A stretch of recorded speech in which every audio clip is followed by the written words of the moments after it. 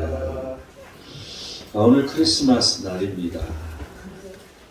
그런데 여러분, 크리스마스란 뜻이 무엇인지 아십니까?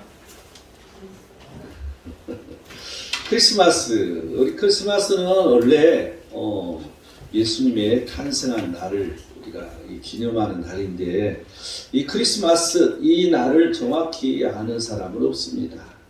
그래서 이 성경이랄지 어디에도 기록되지 않는 거죠. 그래서 이 초대교인들은 이제 1월 1일, 또 1월 6일, 그리고 3월 27일 이런 날 이 그리스도를 이 탄생을 축하했습니다. 그런데 교회에서 그런 행사는 그때까지만 해도 하고 있지 않았다고 합니다. 그런데 이 크리스마스가 12월 25일로 정해진 것은 이제 이 로마의 이 대주교였던, 그때는 이제 쉽게 말하면 교황 이렇게 말하지 않았을 때죠. 이 대주교였던 이 율리우스 1세 AD 350년 이때 크리스마스 날을 12월 25일로 정하고 국가 전체 모두 다 이 크리스마스 날 이 로마에서 축하하게 되었다고 합니다. 이 폴리토스는 3월 25일에 예수님께서 수태하셔서 12월 25일에 탄생했다고 주장하는 그런 기록도 있습니다. 그렇다면 이 크리스마스 이게 무슨 뜻인가? 이건 라틴어에서 유래했는데 크리스토스 마사, 쉽게 얘기하면 그리스도 예배, 마사, 미사죠, 우리나라 말로. 그래서 이 그리스도 예배를 말합니다. 또한 그리스도 모임을 말하고 있습니다. 그래서 우리는 이 크리스마스 날 예배를 드리는 날인 것이죠. 그 하나님을 찬양하죠.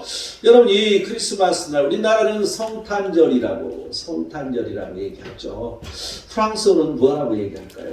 프랑스 사람들 우리 찬송가에 나오잖아요. 노엘 이라고 얘기합니다. 또한 이 각 나라마다 다른데 이탈리아 사람 뭐라고 얘기할까? 나탈레라고 얘기합니다. 나탈레. 독일 사람은 뭐라고 얘기할까? 바이나흐텐이라고 얘기합니다. 그래서 각 나라마다 이 크리스마스 이 말이 다르게 표현하는 것을 알 수 있습니다. 우리나라는 어느 때부터 이 크리스마스 날이 있었을까요? 국가적으로 공휴일로 제정을 하는 날. 1949년에 이승만 대통령 시절이죠. 여러분, 이때 정식으로 그리스도께서 이제 예수님이 탄생하시는 날 이렇게 말하고, 그래서 12월 25일로 공휴일로 제정했습니다. 이 정도는 기초적으로 알고 있어요. 여러분, 노엘이 무슨 말이냐 그러면 성경에 있는, 여기 찬송가 있는데도 다 모르더라고. 그게 크리스마스라는 말이에요.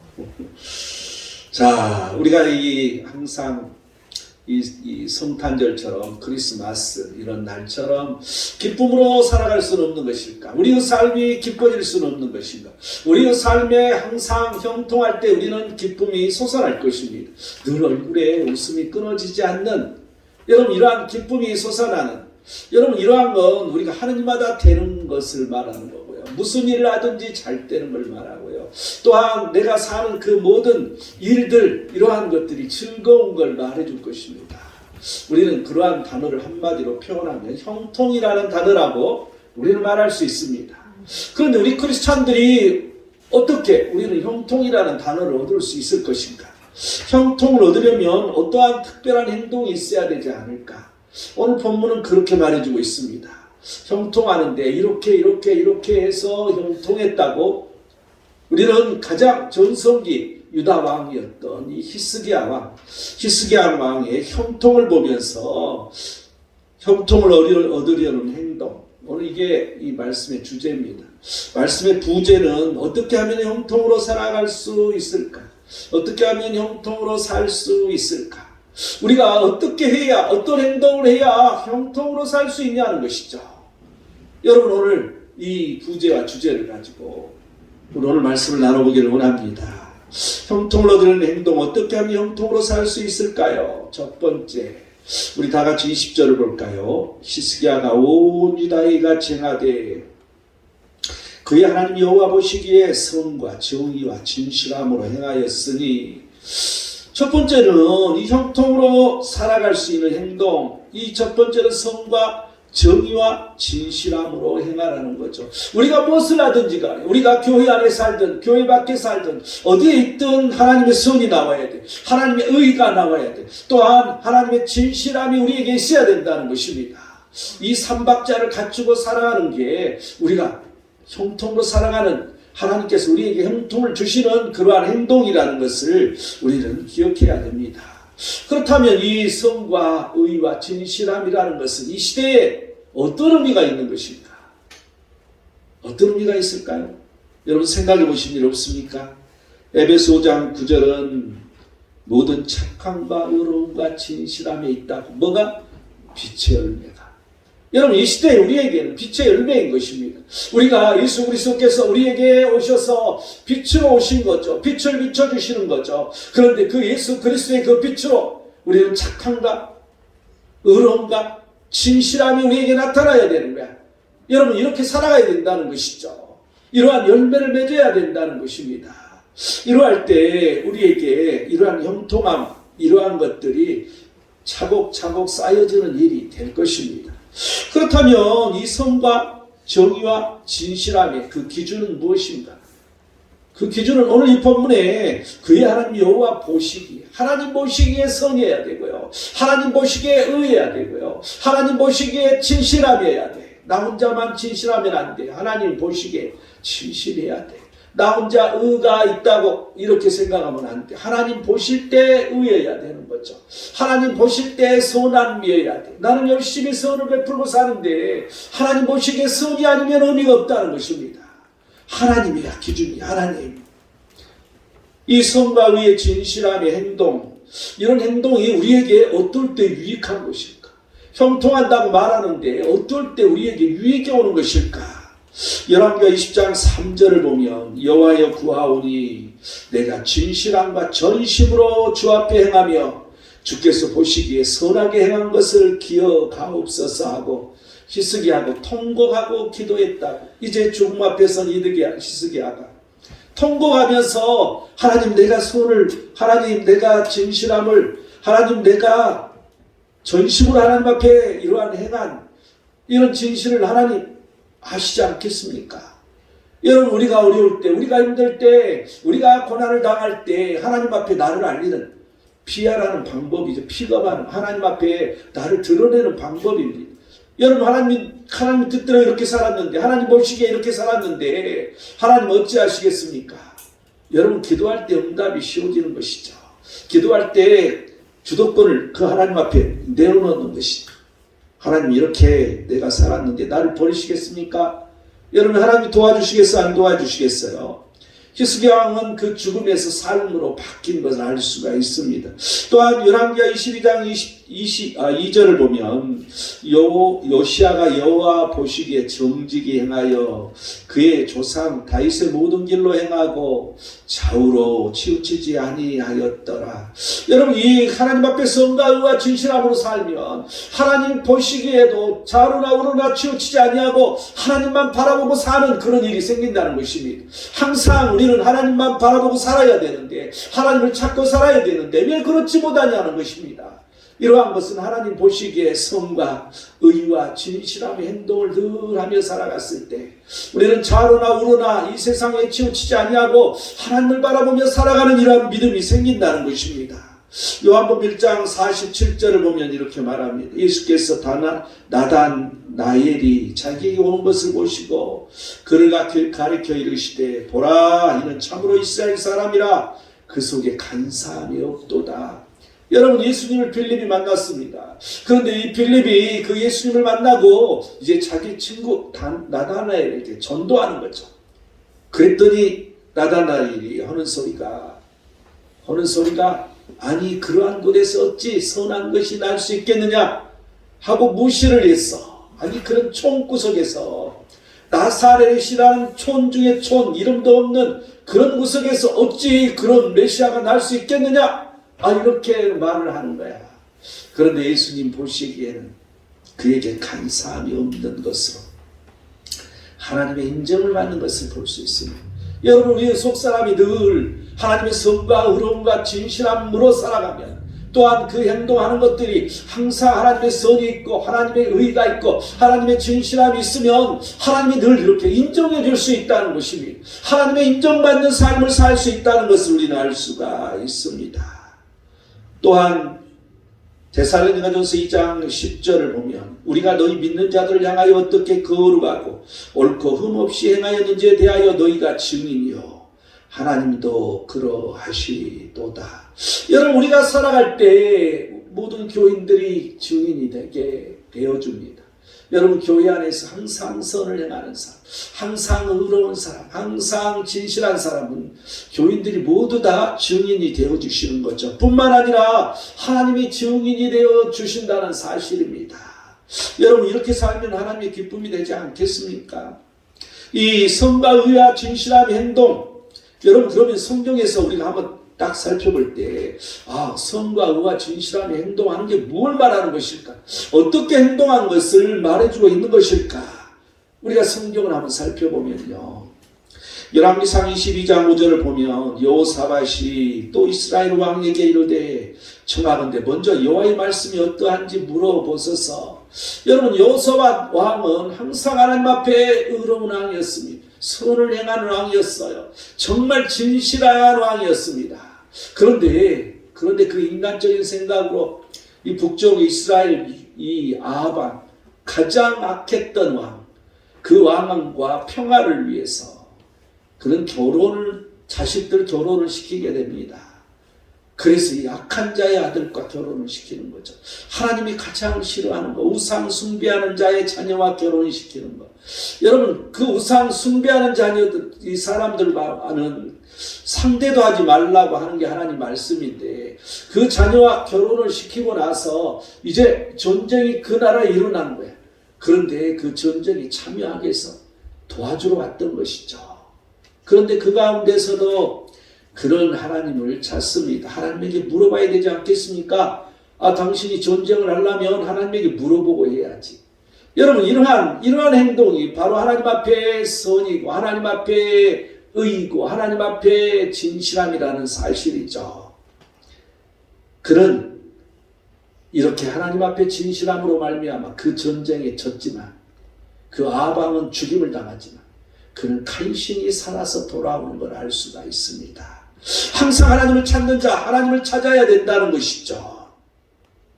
역대하 19장 4절을 보면 브엘세바에서부터 에브라임 산지까지 민간에 돌아다니며 그들의 조상들을 하나님 여호와께 돌아오게 하고, 여러분, 여호사밧은 이제 그가 간신히 살아 돌아올 때 선견자 에후가 하나님의 말씀을 전해줍니다. 당신은 그런 악한 자들하고 상대를 해서 하나님이 진노하셨노라고 저주를 선포합니다. 여러분, 하나님께서 진노하셔서 저주를 선포했을 때 두렵고 떨릴 것입니다. 그런데 여호사밧은 그러한 것하고는 아무 상관없이 브엘세바에서부터 에브라임까지, 그러니까 자기 나라뿐만 아니라 자기 위에 이스라엘이라는 이런 나라까지 왕이 스스로 민간인에게 돌아다니면서 그 하나님을 믿으라고, 그 하나님을 온전히 믿으라고. 여러분, 지금 같으면 전도하러 되는 거죠, 왕이. 여러분, 이 세계 역사 속에 이런 왕은 없을 것입니다. 유일한 왕입니다. 스스로 왕이 민간인에게 돌아다니면서 여호와 하나님에게 돌아오라고 그는 선포하는 걸 볼 수 있습니다. 여러분, 그런 저주가 지금 코앞에 와 있는데 하나님 앞에 정말 그 진노가 코앞에 와서 그는 어떻게 당할지 모르는 그 순간에도 오직 하나님 앞에 선함과 의로움과 진실함을 행동으로 옮겼을 것입니다. 여러분, 다른 사람 같으면 그냥 하나님 앞에 무릎 꿇고 살려주세요, 이 정도로 끝났을 것입니다. 그런데 그는 적극적으로 하나님 앞에 그 하나님께서 기뻐하시는 이러한 복음을 증거하는 행동을 하는 것을 우리는 알 수 있습니다. 그뿐만 아니라 그런 선한 행동을 수없이 합니다. 그래서 모두 다 이 우상을 숭배하는 그 모든 것들을 돌이키게 하고 우상을 다 파괴해버리고 하나님께서 기뻐하시는 선한 행동을 끊임없이 그는 하는 것을 볼 수 있습니다. 그래서 이제 시간이 흘렀는데 드디어 그 진노로 말미암아 이 모압, 암몬, 아람이라는 이 세 나라가 연합해서 쳐들어오게 됩니다. 전쟁이 일어난 것이죠. 그런데 아무리 봐도 세계 나라가 쳐들어왔기 때문에 이제 기미가 보이지 않습니다. 승리할 기미가 보이지 않는 거죠. 그때 그는 역대하 20장 3절은 여호사밧이 두려워하여 여호와께 낯을 향하여 간구하고 온 유다 백성에게 금식하라 공포하매 그는 두려웠습니다. 정말 춥은 낙엽처럼 이제 멸망의 날이 다가오고 있었기 때문입니다. 그는 그 하나님 앞에 낯을 향하여 간구하고 또한 모든 백성들이 금식하라 선포하고 여러분 그는 겸비하여서 그 모든 죄들을 회개하면서 하나님 앞에 오직 그 낯을 하나님 앞에만 돌리고 기도하는 것을 볼 수가 있습니다. 여러분 이러한 결과는 그들이 전쟁에서 쳐들어왔지만 이제 그러한 기도하고 그렇게 겸비했을 때 하나님은 선지자를 보내는 것을 알 수 있습니다. 역대하 20장 18절을 보면 이제 이 야시엘 선지자가 이 전쟁은 너에게 속한 것이 아니라 하나님에게 속했다고 이로의 말을 전하게 됩니다. 하나님께서 이 선지자를 통해서 이로의 말씀을 전해준 것이죠. 그런데 이 여호사밧이 역대하 20장 18절을 보면 몸을 굽혀 얼굴에 땅에 대니 온 유다와 예루살렘 주민들도 여호와 앞에 엎드려 여호와께 경배하고 머리를 땅에 대고 하나님 앞에 경배하는 모습. 여러분 이 선지자가 와서 그 말을 전하는데 그 앞에 그 머리를 땅에 대고 경배하는 모습.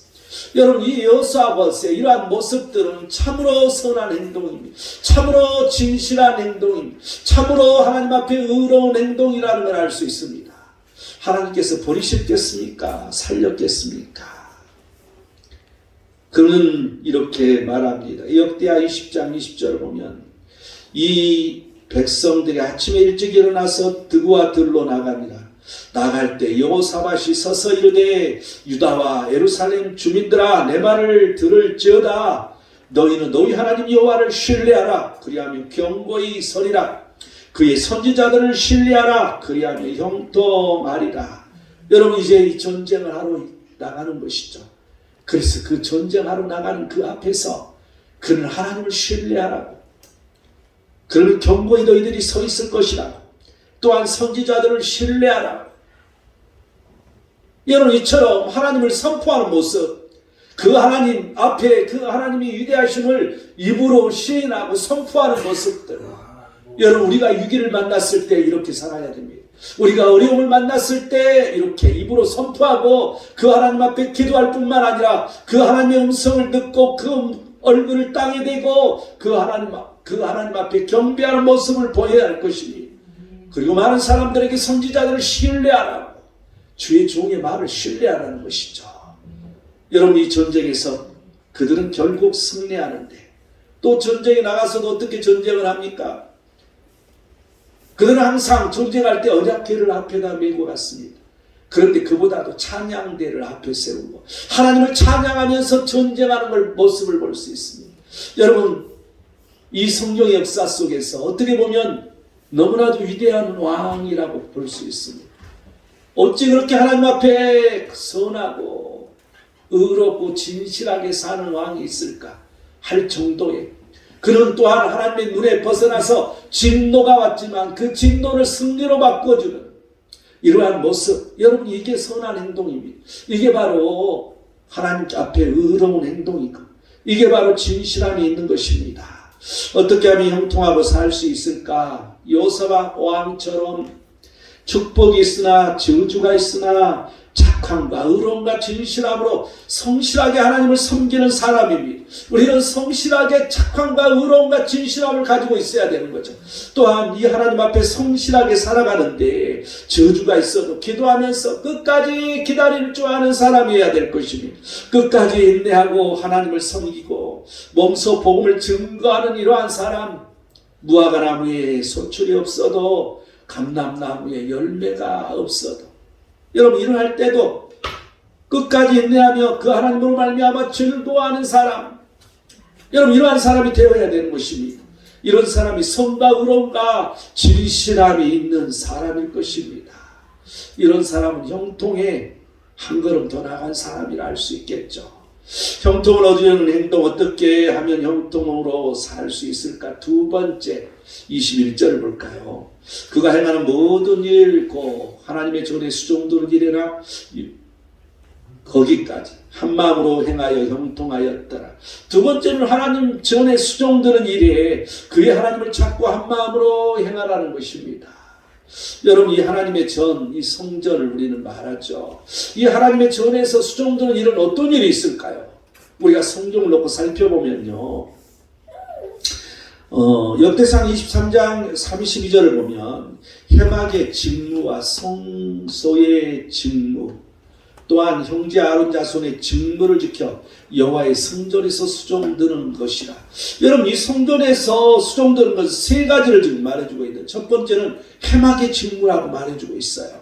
여러분, 회막은 모든 이스라엘 사람들이 모이는 곳입니다. 지금 같은 교회인 것이죠. 여러분, 이 공동체를 말합니다. 이 공동체의 훈련이라는 것을 의미하고 있습니다. 우리가 항상 이 공동체에서 훈련되어 있을 때 온전히 이 공동체 안에서 그 하나님 앞에 수종드는 일을 할 수 있습니다. 그래서 우리는 훈련되고 봉사하고 전도하고 선교하고 공동체를 위해 나를 훈련시켜야 되는 것입니다. 여러분, 이 요셉은 보디발의 집에 있었을 때 집사장이 되었습니다. 여러분, 그만큼 훈련이 됐기 때문에, 그 집에서 훈련이 됐기 때문에 집사장만 된 것이죠. 그런데 이 요셉이 옥에 갇혔을 때 그는 그 옥에서 훈련을 받았기 때문에 훈련돼서 하나님 앞에 훈련된 자로 그는 옥사장이 되었습니다. 어디에서 무슨 훈련을 받느냐가 중요한 것이죠. 그런데 그 옥에서 그는 그 나라의 고급 관리들, 고위 관리들을 만남으로 말미암아 많은 정치, 경제, 사회, 이 모든 훈련들을 받게 된 것이죠. 많은 지식을 얻게 된 것입니다. 또한 그 지경이 넓혀진 것입니다. 여러분, 그러할 때가 됐을 때 하나님은 요셉을 총리로 죄수의 신분에서, 노예의 신분에서 그 나라, 이 이집트 나라의 총리로 세우는 걸 알 수 있습니다.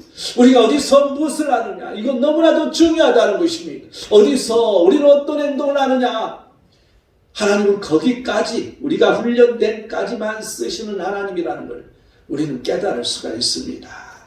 우리는 항상 이 교회에서 어떻게 훈련되고 어떻게 성실하게 끝까지 하나님을 믿고 행하느냐, 이게 중요합니다. 하나님이 어떻게 우리를 쓰실지 모르기 때문입니다. 어떤 행동에 은혜가 있을지 그 교회 안에서 그 하나님 앞에 하는 행동에 따라 결정됨을, 훈련됨에 따라 결정됨을 우리는 기억해야 할 것입니다. 이러한 일들이 결론적으로 내게 형통하며, 이러한 일들이 내가 이 세상 밖에 살아가는데도 형통함이 함께 온다는 이 사실을 우리는 기억해야 할 것입니다. 그런데 이 성소의 직무는 그럼 뭔가? 아니, 회막은 뭐고 성소란 말, 성소는 뭐야? 여러분, 성소는 이제 이 제사장이 하나님을 만나는 곳입니다. 그래서 이 회막에서 하나님 앞에 제사를 드리고, 그리고 성소로 들어가서 그 하나님을 만나는 곳이 바로 성소입니다. 이 성소의 직무, 여러분, 성소의 직무를 이 시대에 우리가 어떻게 감당해야 할 것인가? 여러분, 이 성소는 뭐예요? 우리 성소, 여러분, 너희가 성전인 것을 알지 못하느냐? 여러분, 이 시대에 우리는 성전, 성소를 말합니다. 이 성소라는 걸 하나님이, 성령 하나님 우리 안에 계시는 걸 의미하고 있습니다. 항상 우리는 그 성소의 직무라는 것은 우리 안에 그 하나님이 계심으로 말미암아, 성령 하나님 우리에게 임하심으로 말미암아 우리가 하는 행동 하나하나가 달라져야 됩니다. 우리가 생각하는 것도 달라져야 되고, 우리가 말씀을 볼 때도 성령의 감동으로 그 말씀이 능력이 되고, 그 말씀이 내게 힘이 되고, 그 말씀이 내 삶의 지표가 되고, 내가 살아가는 데 있어서 하나님께서 나를 인도하는 표준이 되어야 된다는 사실입니다. 성령 하나님이 내게 있을 때 이런 일이 일어난다는 것입니다. 이런 사람은 우리가 하나님 앞에 예배드리는 이 교회에서 예배드리지 않습니까? 하나님을 만나지 않습니까? 이게 성수의 직무라는 거죠. 이 예배에 수종드는 자가 됩니다. 우리는 항상 다 차려놓은 밥상에 밥을 먹습니다. 그런데 우리는 이 교회에 가장 먼저 와서 우리는 늘 예배를 준비해야 되는 거죠. 먼저 와서 안내하고, 여러분, 큰 교회는 서로 안내위원 되려고 아주 그걸 축복을 합니다. 그래서 그 안내함, 먼저 와서 안내하고 하면 복 받는 걸로 생각하고 서로 경쟁하는 걸 볼 수 있습니다. 먼저 와서 예배드릴 수 있도록 정돈하고, 먼저 와서 창문을 열어놓고 환기를 시키고, 또한 닫고, 먼저 와서 깊이 있는 기도로 우리는 예배를 준비해야 할 것입니다. 여러분, 이 예배위원은 미리 와서 기도로 준비하고 챙겨야 할 것입니다. 온전히 예배를 드려야 됩니다. 황소를 드림보다 말씀을 지키는 것, 순종이 제사보다 낫다고 말씀하시는 이 말씀 따라 우리는 늘 그 하나님 말씀을 내가 행하는 예배위원이 되어야 됩니다. 예배하는 자가 되어야 되는 거죠. 이 예배에 하나님 말씀이 우리 안에 거해야 되는 것입니다. 성령이 임할 때 그게 가능하다는 것입니다. 성령의 감동이 내게 있을 때 가능하다는 이 사실을 여러분 기억하시기 바랍니다. 또한 이 역대상 9장 19절의 말씀처럼 제사장의 직무가 있습니다. 여러분, 이 제사장, 이 시대의 제사장은 누굽니까? 우리지 않습니까? 우리 모두가 다 왕같은 제사장이라고 말했어요. 여러분, 이 제사장은 하나님과 우리 사이의 중간에 서서 화목하는 역할을 하는 게 제사장이야. 여러분, 그래서 우리는 예배를 드리는 이유가 거기에 있습니다. 내가 화목의 제물로 하나님 앞에 예물을 드리는 것이, 이 예물을 들고 하나님 앞에 예배를 드리는 것이죠. 뿐만 아니라 나만 하나님 앞에 화목을 하는 게 아니라 많은 사람들이 하나님과 화목할 수 있도록 만들어주는 역할을 하는 게, 그게 바로 제사장입니다. 우리는 이러한 제사장의 직분을 감당할 수 있어야 할 것입니다. 또한 성전을 건축하는 일, 역대상 22장 19절을 보면, 이젠 너희는 마음과 뜻을 바쳐서 너희 하나님 여호와를 구하라. 그리고 일어나서 여호와 하나님의 성전을 건축하고 성전에 그 건축한 모든 것들을, 그 기물들을 가져다가 하나님의 이름, 여호와 이름으로 드리라고 말해주고 있습니다. 여러분, 성전 건축하라고 그러니까 돈 갖다가 교회 건축하는 게 성전 건축으로 생각하는 사람이 많이 있습니다. 여러분, 이 성전을 건축하는 건 첫 번째 성소를 건축하는 겁니다. 여러분, 하나님이 여기 성령이 내게 임해야 내가 세워지는 것, 내가 세워져야 돼. 내가 성전이란 말이죠. 내 안에 성령이 임함으로 내가 성소가 되는 것입니다. 우리는 그래서 성령이 임하여서 서로 봉사일을 하고 우리는 세워져 가야 됩니다. 또한 성소로 세워지는 자들이 되어서 우리가 이런 사람이 모여서 교회를 세워가는 것입니다. 우리는 성소가 되어서 교회로 세워져 가는 일을, 이러한 일이 궁극적으로 성전 건축이라고 우리는 말할 수 있을 것입니다. 이러한 신앙이 있는 자들이 모여서 예배 처소를 마련하는 것이 결국 나중에 이 성전 건축이 되는 것입니다. 우리는 이러한 이 기초적인 것도 없이 성전 건축을 한다고, 교회를 건축한다고 말할 수는 없을 것입니다. 우리가 세워지는 게 성전 건축이라는 의미를 우리는 기억해야 할 것입니다. 역대하서 22장 19절을 보면 언약궤를 하나님의 이름을 위하여서 드리는 것, 성전 기물을 하나님의 이름을 위하여 드리는 것. 여러분, 언약궤에는 말씀이 들어있습니다. 항상 하나님의 말씀을, 하나님을 위하여서 우리는 이 성전 안에서 행해야 됩니다. 하나님의 말씀이 흘러넘치는 곳이어야 돼. 하나님 말씀이 흐르는 곳이어야 되는 것이죠. 여러분, 이게 바로 우리가 하나님 전에서 수종드는 일이라는 이 사실을, 여러분, 이 교회 안에 있는 모든 기물 하나하나가 하나님의 것이라고 우리는 생각해야 됩니다. 함부로 취급해서는 안 되고 우리는 거룩한 백성으로 귀하게 여겨야 됩니다. 이러할 때 하나님께서 그 하나님 앞에 이 성전에 수종드는 것으로 하나님은 인정할 것입니다. 역대하 14장 7절을 보면 그러할 때 하나님을 찾아서 성전을 건축하고 그들은 하나님을 찾는 장면이 나오죠. 그리고 그 전의 일이죠. 이 아사 왕 때 일이니까 여기서는. 그런데 그 성전, 그곳에서 이 성전을 건축하고 중요한 것들은 자기 소목들을 건축하면서 하는 게 중요합니다. 여러분, 이 공동체뿐만 아니라 자기 자신들도 잘 살아야 되지 않겠습니까? 그래서 주를 찾고 공동체를 건축하는 하나님께서 평안을 주시기 때문에 내가 사는 현장에서 내 가정이 평안하고 또한 내 사업이 평안하고 또 내가 하는 그 모든 일마다 형통의 은혜가 이루어질 때 그 하나님의 전에 성전에 수종드는 자들에게 임한다는 이 사실을 우리는 기억해야 할 것입니다. 우리가 그의 하나님을 찾고 한 마음으로 행하라고 그랬는데 그의 하나님을 찾고 한 마음으로 행하여서 이 하나님의 전에 수종들라고 지금 말해주고 있는데, 그 하나님을 찾고 한마음으로 행하면 어떤 일이 일어나는 것일까? 열왕기상 2장 4절을 보면 언약이 계속 이루어지는 걸 알 수 있습니다. 또한 역대하 26장 5절을 보면 하나님께서 형통하시는 일이 일어나는 걸 알 수 있습니다. 역대하 26장 5절을 내가 한번 읽어보면요, 하나님의 묵시를 밝히 하는 스가랴가 사는 날에 하나님을 찾았고 그가 여호와를 찾을 동안에는 하나님이 형통하게 하셨더라. 이 스가랴가 하나님 말씀을 늘 선포했는데 그 말씀을 모든 사람이 듣고 그 말씀을 항상 성과 의로움과 진실함으로 받아들여서 행하는 이런 일이 있었다는 거죠. 이러할 때 하나님을 그는 찾았기 때문에 형통함이 있었다고 말해주고 있습니다. 예레미야서 29장 13절은 너희가 온 마음으로 나를 구하면 나를 찾을 것이요 나를 만나리라고. 우리가 항상 온 마음으로 하나님을 찾아야 할 것입니다. 마태복음 6장 33절은 우리가 늘 말하는, 주장하는, 우리 장대교에서 늘 주장하는 말씀이죠. 먼저 그의 나라와 그의 의를 구하라. 그리하면 이 모든 것을 너희에게 더하여 주시리라. 항상 내가 더하여 주는 은혜를 받기를 원한다면 먼저 그의 나라와 그의 의를 구하라는 사실입니다. 항상 우리는 더하는 은혜를 받고 살아야 됩니다. 우리는 그렇게 할 수 있다는 것이죠. 어떻게 하나님을 찾고 한마음으로 행하면 하나님의 전을 어떻게 수종해야 하는 것인가? 신명기 6장 5절은 마음을 다하고 뜻을 다하고 힘을 다하여 하나님을 사랑하라고 말해주고 있습니다. 하나님을 사랑함으로 모든 일을 해야 된다는 거죠.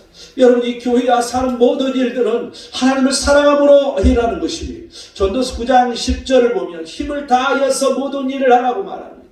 우리가 힘을 다하여서 그 하나님을 섬겨야 할 것입니다. 형통을 얻으려면 이 하나님의 전에 수종되는 일에 하나님을 찾고 한마음으로 행동하라고 오늘 지금 말하고 있습니다. 이 교회 성소에서 공동체에서 예배로 세워져야 됩니다. 우리는 말씀으로 세워져야 됩니다. 우리는 이 교회 안에 봉사로서 세워져야 됩니다. 스스로 성소가 되고 스스로 교회로 세워져야 됩니다. 자오나 이 힘을 다하여 한 번이 아니라 두 번이 아니라 항상 하나님을 섬겨야 됩니다. 매일매일 남을 보지 말고 나를 보면서 하나님의 복이 꿀물처럼 뚝뚝 떨어지게 하시는 하나님을 만나며 그 하나님을 찾아야 되는 것입니다.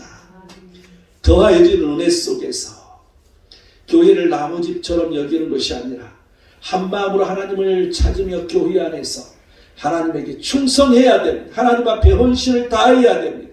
이러할 때 우리에게 형통의 은혜가 온다고 지금 오늘 이 성경에서 말씀해주고 있는 것을 우리는 알 수 있습니다. 형통을 얻으려는 행동, 어떻게 하면 형통으로 살 수 있을까? 마지막 세 번째 21절을 볼까요?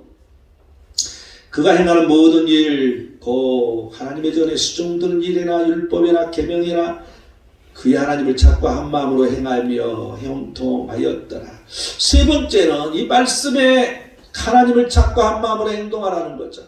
우리는 하나님 말씀을 우리는 묵상합니다. 늘 주일마다 선포된 말씀을 듣게 됩니다. 그런데 그 말씀을 내 마음판에 새기느냐 새기지 않느냐, 그 말씀을 잊고 버리느냐 버리지 않느냐, 그 말씀을 아무 상관없이 내가 살고 있느냐 살고 있지 않느냐, 이러한 판가름은 너무 우리에게 중요하다는 것이죠. 여러분, 이 말씀이 우리에게 형통을 가져다 줍니다. 왜냐하면 말씀이 곧 예수 그리스도, 그분께서 이 말씀으로 오셨기 때문에, 그분이 그 육신으로 오신 그게 말씀이시기 때문에 우리는 그 말씀, 그걸 너무 중요시해야 돼. 시편 1편 2절 3절은 우리에게 너무나도 많은 교훈을 줍니다. 오직 여호와의 율법을 즐거워하며 그의 율법을 주야로 묵상하는 자로다. 그는 시냇가에 심은 나무가 철을 따라 열매를 맺으며 그 잎사귀가 마르지 아니함 같으니 그가 하는 모든 일이 다 형통하리라. 여러분, 형통은 말씀입니다. 말씀을 주야로 묵상하는 것입니다. 또한 그 말씀을 즐거워하는 것입니다. 그러할 때 철을 따라 열매가 맺어진다는 것이죠. 잎사귀가 마르는 일이 없다고 지금 말해주고 있습니다. 요한서 1장 7절에서 8절을 보면 그 명령한 율법을 다 지키면 또 우로나 좌우로나 치우치지 말라고, 이러할 때 형통함이 있다고 말해주고 있습니다. 또한 율법책을 내 입에서 떠나지 말게 하고 그 안에 기록된 것을 다 지켜 행하라고 말해주고 있습니다. 항상 하나님 말씀이 우리 입에서 떠나지 말아야 됩니다. 항상 하나님 말씀이 우리 입에서 늘 떠나지 말고 선포할 수 있어야 됩니다. 그래서 우리 창립교회는 늘 새벽 예배마다 하나님 말씀을 선포하는 일을 하고 있습니다. 내 입으로 선포하는 게 너무나도 중요합니다. 여러분, 이 하나님 말씀을 이 선포함으로 말미암아 그 말씀을 내 마음판에 새기고 지켜 행하는 이런 일들이 늘 주야로 있어야 한다는 것이죠. 이 말씀을 찾고 한 마음으로 행하면, 그러면 말씀을 늘 하나님을 찾고 한 마음으로 행하는 이렇게 살고 있는데, 나에게 가져다 주는 게 도대체 뭐가 있는데? 역대상 22장 13절을 보면 모든 규례와 법들을 삼가 행하면 형통하리니 강하고 담대하여 두려워하지 말라. 여러분, 우리가 어떤 환난을 만나도 우리는 두려워할 이유가 없습니다. 왜냐하면 그 말씀이 우리에게 마음판에 새겨져서 우리가 그동안 이 말씀대로 사는 사람들이었기 때문에. 그런데 그렇지 못하다면 즉각 회개하고 돌이켜야 됩니다. 그러할 때 하나님께서 또한 우리를 돌이켜 주십니다. 마태복음 27장 24, 27절을 보면 나의 이 말을 듣고 행하는 자는 그 집을 반석 위에 지어놓은 사람 같으니, 여러분, 반석 위에 집을 짓는다는 게 이 말씀에 내가 세워지는 걸 말합니다. 내가 무슨 일을 하든지, 내가 어디에 있든지, 내가 누구를 만나든지, 여러분, 말씀 위에 내가 있어야 되는 거죠. 여러분, 그러할 때 그 집이 반석 위에 지은 집이 되어서 창수가 나 바람이 불어 그 집이 부딪히고 무너져 갈 때도 그 집만은 무너지는 일이 없다는 것입니다. 우리는 늘 이 환난을 만났을 때, 우리가 고통과 고난을 만났을 때 하나님께서 우리를 인도하여 주시는 건 말씀이라는 이 사실을 알아야 됩니다. 출애굽기 20장 6절은 그 말씀을 지키는 자는 천대까지 은혜를 베푼다고 말해주고 있습니다. 시편 111편 10절을 보면 여호와를 찬양함이 영원히 계속된다고. 또한 시편 25편 10절을 보면 하나님의 인자와 진리가 된다. 하나님이 나에게 인자가 돼, 사랑이 돼. 하나님이 나에게 진리가 돼. 여러분, 하나님이 내게 사랑으로 다가온다면 이처럼 복은 어디 있냐는 것입니다. 요한복음 24장 21절을 보면 하나님을 사랑하고 하나님의 사랑을 받는다. 여러분, 하나님의 계명을 지키는 자라야 그렇게 된다는 거예요. 우리는 하나님의 사랑을 받고 살아야 됩니다. 또한 그 하나님의 사랑을 받고 우리는 살아가야 돼. 우리가 하나님을 사랑할 때 그런 일이 먼저 일어날 수 있다는 걸 우리는 기억해야 됩니다. 여러분, 형통을 얻으려면 시냇가에 심은 나무가 철을 따라 열매를 맺듯이 그 잎사귀가 마르지 않듯이 우리는 늘 말씀을 주야로 묵상하고 말씀으로 늘 즐거워하며 살아가야 돼. 내게 아무리 힘든 일이 있다 할지라도 그 말씀만 생각하면 내가 즐거운 마음이 솟아나는 것이죠. 여러분 때문에 내가 건강해지는 것입니다. 내 정신적인 건강이 이루어질 때 내 육적인 건강도 이루어집니다. 말씀을 명령으로 알고 지켜 행해야 된다는 것입니다. 하나님을 찾고 한 마음으로 행하면 반석 위에 집을 지은 집이라는 것입니다. 우리는 이러한 은혜로 그 형통을 얻어야 할 것입니다. 결론을 맺겠습니다. 형통을 얻으려는 행동, 성과 정의와 진실함으로 행하여 빛의 열매를 맺어야 합니다. 하나님을 찾고 한 마음으로 행하여 자신이 성서로 세워지고 교회에 충성 봉사해야 합니다. 하나님을 찾고 한 마음으로 행하여 말씀을 지켜 행해야 되는 것입니다. 이 세 가지를 이룰 때 하나님의 형통이 우리에게 임한다는 걸 기억하시고 우리 창립교회 우리 모든 성도들도 이런 형통의 은혜 속에 이 교회 안에서 뿐만 아니라 교회 밖에서 내 삶의 현장에서 또한 내 사업터에서 또한 내 직장에서 또한 내 자녀들에게 이런 형통의 은혜가 충만하기를 축원드립니다. 기도하겠습니다. 하나님,